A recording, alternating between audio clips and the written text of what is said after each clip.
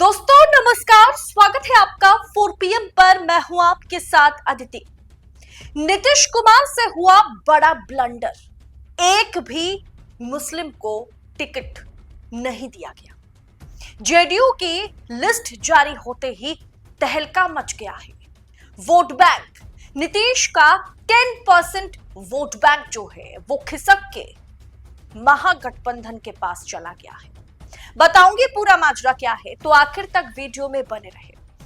दरअसल दोस्तों, बीजेपी के बाद अब जेडीयू ने भी मुस्लिम उम्मीदवारों से दूरियां बना ली है। जी हां, पहली सूची जारी होते ही इस बात पर मुहर लग गई है कि बीजेपी की तरह जेडीयू ने भी मुस्लिम उम्मीदवारों से 10 फीट दूरी बना ली। क्या अब आर पार खेलने के मूड में है नीतीश कुमार?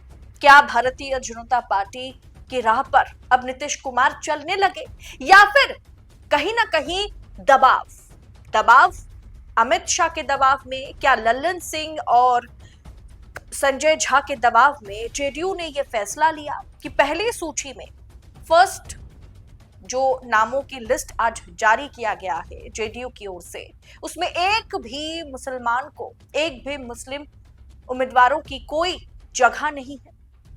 दरअसल बिहार विधानसभा चुनाव यानी इस साल होने वाले महज 1 महीने के भीतर बिहार विधानसभा 1 महीने से भी कम का वक्त बचा है अगर कहा जाए तो उसमें महागठबंधन और एनडीए दोनों खेमे में भले ही सहयोगी दलों के बीच सीटों के बंटवारे का तालमेल अभी भी नहीं बैठ पाया है। एनडीए के भीतर रायता फैला हुआ है। किसे कितनी सीटें दी जा रही है और किसकी सीटें किसे दी जा रही है, इस मुद्दे को लेकर के वाकई एनडीए के भीतर सभी दल नाराज है, सभी घटक दल नाराज है।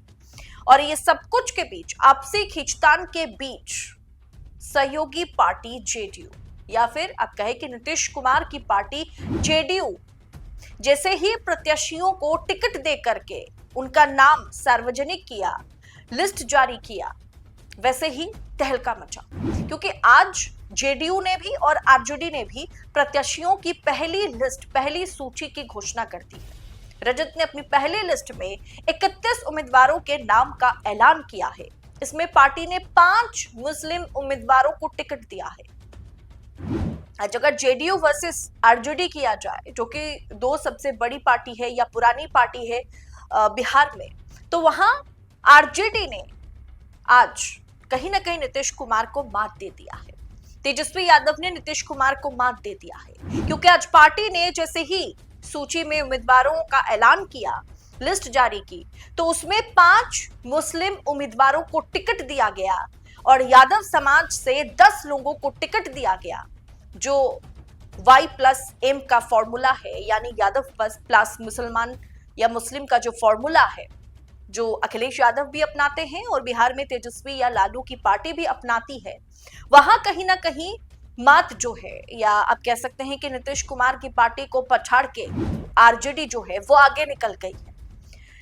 रजत यानी आरजेडी की पहली लिस्ट में सिवान के कद्दावर राजनेता और लालू प्रसाद यादव के करीबी रहे, आप जानते हैं, मोहम्मद शहाबुद्दीन के बेटे ओसामा शहाब को रघुनाथपुर सीट से उम्मीदवार बनाया गया। वहीं समस्तीपुर से अख्तरुल शाहीन को भी तीसरी बार टिकट दिया गया। और वहीं जनता दल यूनाइटेड की अगर बात करें, तो जेडीयू ने अपनी पहली लिस्ट में बड़ा ब्लंडर नीतीश कुमार ने किया है, बड़ी गलती जेडीयू ने कर दी है।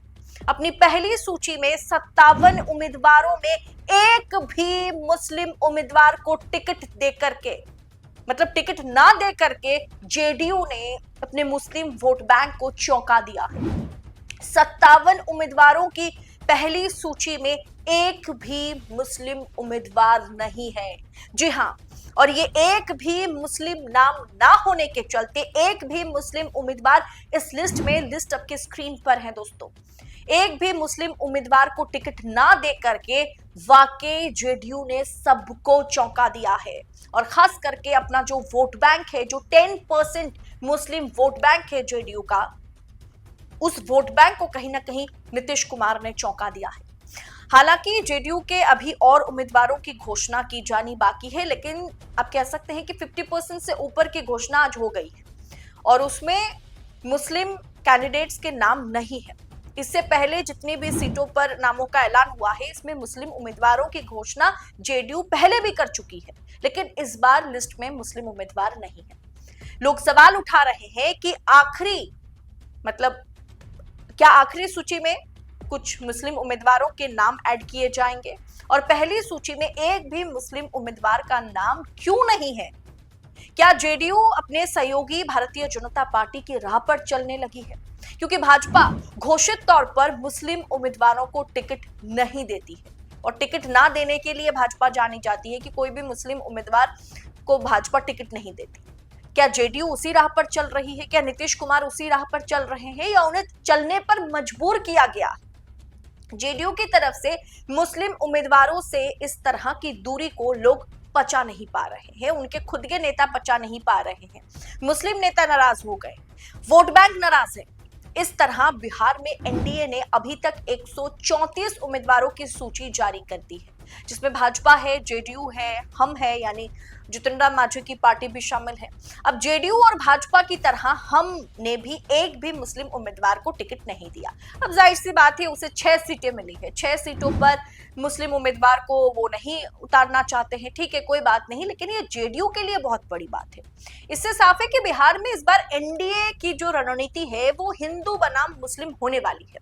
दोस्तों, अगर 2020 की बात करें, यानी अगर पीछे जाए, तो पिछले विधानसभा चुनाव में एनडीए ने कुल 243 सीटों पर चुनाव लड़ा, जिसमें जेडीयू के खाते में 115 सीटें गई थी। 115 पर जेडीयू ने चुनाव लड़ा और 43 सीटें जेडीयू जीत पाई। ये बात भी सच है कि 115 उम्मीदवारों में से कुल 11 मुस्लिम उम्मीदवारों को जेडीयू ने टिकट दिया था, नीतीश ने टिकट दिया था, लेकिन उसमें से एक भी उम्मीदवार चुनाव नहीं जीत पाए थे। ज्यादातर उम्मीदवारों को रजत के मुस्लिम उम्मीदवारों ने शिकस्त दी थी। वहीं आरजेडी के कुल 15 मुस्लिम उम्मीदवारों को आरजेडी ने पिछले बार टिकट दिया था, जिसमें 8 उम्मीदवार जीते थे। बिहार में 2020 में कुल 19 मुस्लिम विधायक जीते थे, जिसमें आरजेडी के 8 थे, एआईएमआईएम के 5 यानी असदुद्दीन ओवैसी की पार्टी के 5 विधायक थे मुस्लिम विधायक, कांग्रेस के 4 मुस्लिम विधायक थे, एक कम्युनिस्ट और एक बसपा का विधायक था। हालांकि बाद में आप जानते हैं कि एआईएमआईएम के सीमांचल से जीते हुए 4 विधायक आरजेडी में शामिल हो गए थे। अब पिछले चुनाव में भले ही जेडीयू को कोई मुस्लिम उम्मीदवार जेडीयू के किसी भी मुस्लिम उम्मीदवार ने जीत नहीं दर्ज की, लेकिन बिहार में हर चुनाव में 10% मुस्लिम वोट नीतीश कुमार की पार्टी जेडीयू को जाता है। इसलिए मैंने आपसे शुरू में कहा ना कि 10% वोट बैंक के साथ नीतीश कुमार ने वाकई सही नहीं किया।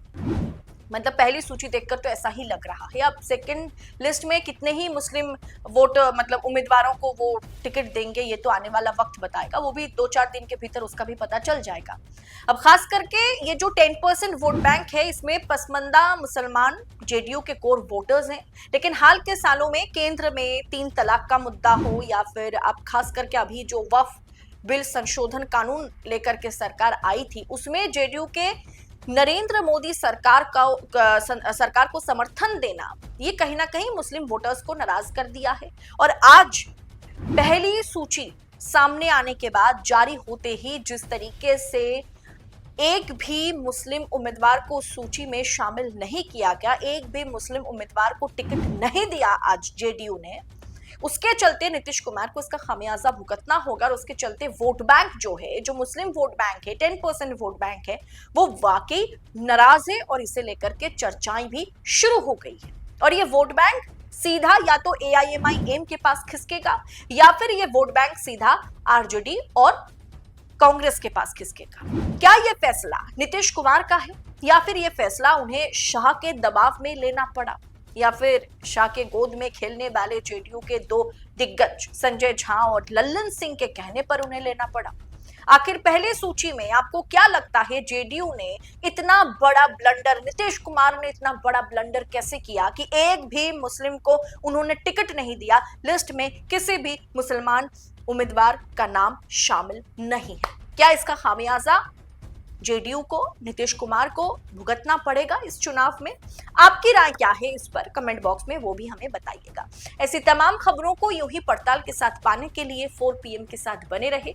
इस रिपोर्ट में इतना ही। बिहार से जुड़ी पल पल की खबरें इसी तरह से पाने के लिए चैनल को सब्सक्राइब कर लीजिए। बहुत बहुत शुक्रिया आप सभी का। जय हिंद, जय भारत।